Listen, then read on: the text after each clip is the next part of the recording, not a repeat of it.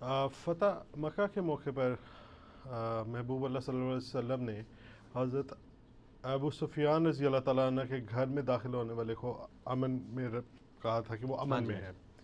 اب کسی اور قبیلے کا ذکر نہیں ہے یا اس کے گھر کا ذکر نہیں ہے. یہ خصوصیت بنو امیہ کے لیے کیوں تھی؟ یہ بنو امیہ کے لیے اس لیے خصوصیت تھی کہ بنو امیہ حکمران تھے مکے کے نا، اور ظاہر ہے پوری زندگی نبی علیہ السلام کے ساتھ جنگ اسی قبیلے نے کی ہوئی تھی.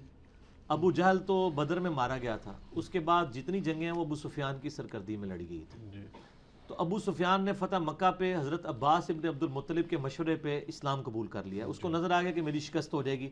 عباس کے ساتھ اس کی پرانی یاری تھی، تو حضرت عباس نے کہا میں تیری سفارش کرواتا ہوں، تو کلمہ پڑھ لے، مسلمان ہو جا، تو مقابلہ نہیں کر سکتا.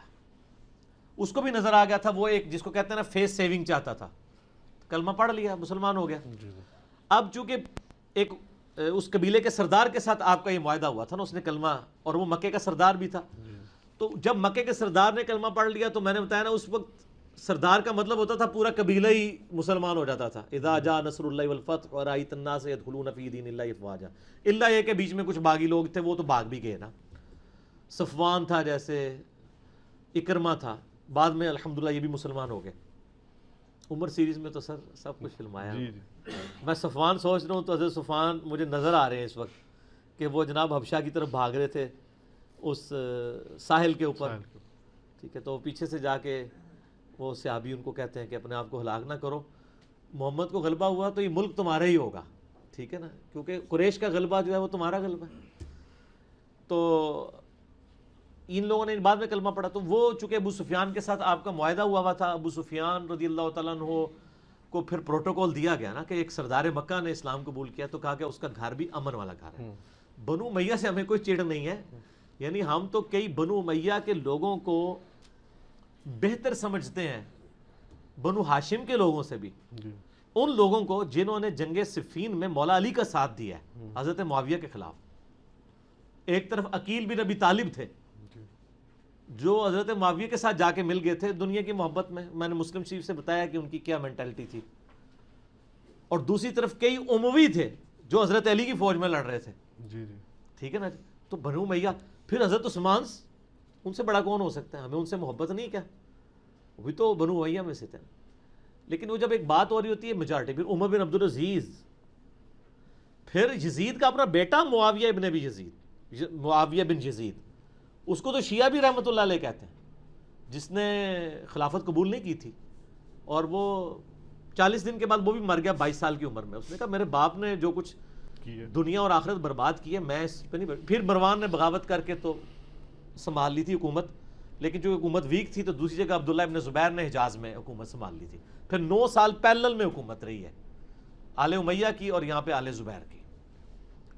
تو ہمیں کسی سے کوئی چڑ نہیں ہے، ہم گناہ گار سے نفرت نہیں کرتے ہیں، اس کے گناہوں سے نفرت کرتے ہیں. ٹھیک ہو گیا جی، اس کی برائیوں سے نفرت کرتے ہیں. ابھی جیسے آپ نے بتایا بھی کہ سیدنا عثمان اللہ ان سے راضی ہو، کافی نہیں ہے یہ فضیلت بنو امیہ کے لیے؟ نہیں، بنو امیہ کے لیے یہ فضیلت پورے خاندان کے لیے تو کافی نہیں ہوگی.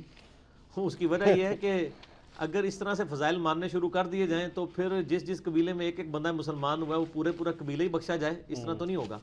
ہم تو کہتے ہیں وہ قبیلہ چاہے بنو ہاشم ہی کیوں نہ. ابو لہب کا کون تھا؟ ہاشمی تھا، تو ہم تو اس کا کوئی احترام نہیں اس حوالے سے کرتے.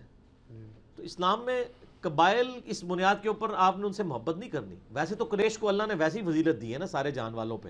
بنو اسماعیل کو، پہلے بنو اسرائیل کو تھی نا، وَأَنِّي فَضَّلْتُكُمْ عَلَى الْعَالَمِينَ. اب بنو اسماعیل کو ہے.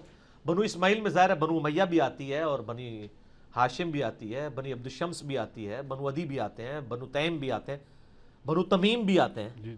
یہ سارے کے سارے قبائل قریش کے تھے. یہ بنو اسماعیل ہیں، وہ تو یعنی ہیومن ڈگنیٹی میں ہم ان کو ظاہر ایک رسپیکٹ دیتے ہیں. باقی حضرت عثمان کی فضیلت کی وجہ سے باقی سب تو نہیں ایک ٹکٹ میں سارے مزے کر سکتے نا. ایسا تو نہیں ہوگا. جن لوگوں نے مطلب اس طریقے سے اسلام کے ساتھ زیادتی کی ہے تو ان کا حضرت عثمان والا بینیفٹ تو ان کو نہیں دیا جا سکتا. جس طرح میں آپ کو آج کے دور کی مثال دیتا ہوں، ہمیں اکثر اہل حدیث سے جب یزید کے مسئلے میں بات ہوتی ہے وہ کہتے ہیں دیکھیں نہیں زبیر علی زئی صاحب کتنا یزید کے خلاف تھے. تو ہم کہتے ہیں ایک زبیر علی زئی کا بینیفٹ پورے مکتبہ فکر کو ہم دے دیں جس کی اکثریت جو ہے یزید کو رحمۃ اللہ علیہ کہتی ہے. وہ بینیفٹ صرف زبیر علی زئی کو مل سکتا ہے نا. اور ان کو بھی آپ کے بڑے بڑے علماء کہہ رہے ہیں جی وہ تو متفرد تھے اور ہم ان سے اعلان برات کرتے ہیں، تو حضرت عثمان کا بینیفٹ حضرت عثمان کو ہی ملے گا نا، جی کوئی اور تو نہیں اس کا بینیفٹ اٹھا سکتا. ایک ٹکٹ میں اتنے مزے تو نہیں کرنے چاہیے. تو حضرت عثمان کو تو ہم کرتے ہیں. اور پھر جب ہم بنو امیہ کو کنڈیم کر رہے ہوتے ہیں تو یہ ہماری اپنی ذاتی اختراع نہیں ہے، صحابہ کرام نے بڑے سخت الفاظ میں کیا ہے. یہ میرے واقع کربلا والے ریسرچ پیپر میں نبی الاسلام نے کاٹ کھانے والی ملوکیت کا ایسے مسند احمد میں، جی ابو داؤد کے اندر، ترمذی میں، ابن ماجہ میں. پھر مسند ابی یعلا میں صحیح سند کے ساتھ ہے، آپ نے فرمایا میں نے آل مروان کے بندروں کو اپنے ممبروں پہ دیکھا ہے خواب میں.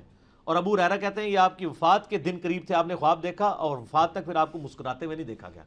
حضور نے تو ان کو بندر کہا ہوا ہے آل امیہ کو. جی جی تو ہم نے کہا مسلم شریف میں حدیث ہے میری امت کا یہ قبیلہ میری امت کا کو تباہ و برباد کر دے گا.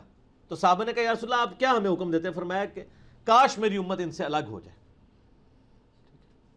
پھر 60 کے سن ہجری کے بارے میں کتنی 60 سے پہلے پناہ مانگا کرتے تھے حضرت ابو ہریرہ. یہ ساری حدیثیں میں نے اس کے اندر ڈالی ہیں. تو آل امیہ نے جو کچھ یعنی کیا ہے وہ تو نبی الاسلام کی احادیث کی روشنی میں، اور باقی جو کچھ ہے میرا واقعہ کربلا والا ریسرچ پیپر پڑھ لیں، مسئلہ میرا 101 دیکھ لیں. خلافت و ملوکیت صحیح مسئلہ خروج اور فکر حسین حق پرستی کی علامت ہے. حضرت عثمان کے تو ہم شیعہ ہیں، ہم حضرت عثمان کو کا دفاع کرنے والے ہیں، لیکن حضرت عثمان کی وجہ سے ان کے نام کے اوپر جن لوگوں نے مزے کرنے کی کوشش کی ہے اور اسلام کا حلیہ بگاڑا ہے ان کا تو ہم دفاع نہیں کریں گے قطعاً، چاہے وہ کوئی بھی ہو. اسی طریقے سے اگر کوئی سید ہو کے جو ہے وہ اسلام کو نقصان پہنچاتا ہے تو ہم اس کا سید ہونے کی وجہ سے تو احترام نہیں کریں گے. ٹھیک ہو گیا جی.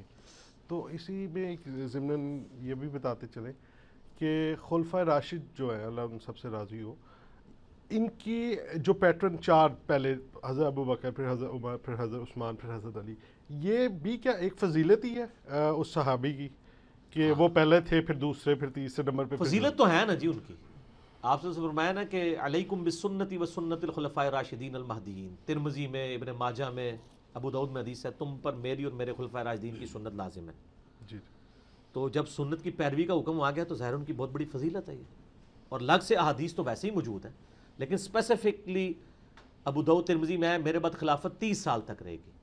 پھر فرمایا گن ابو بکر کے 2 سال، عمر کے 10 سال، عثمان کے 12 سال اور علی کے 6 سال. تو وہ تابعی پوچھتا ہے کہ آل امیہ تو کہتے ہیں حضرت علی علیہ السلام خلیفہ ہی نہیں ہے. 4646 نمبر حدیث ہے ابو داؤد کی. اس میں امام ابو داؤد نے حضرت علی کو علیہ السلام لکھا ہے اسی حدیث کے اندر کہ وہ تو کہتے ہیں کہ علی علیہ السلام جو ہیں وہ تو خلیفہ ہی نہیں ہے.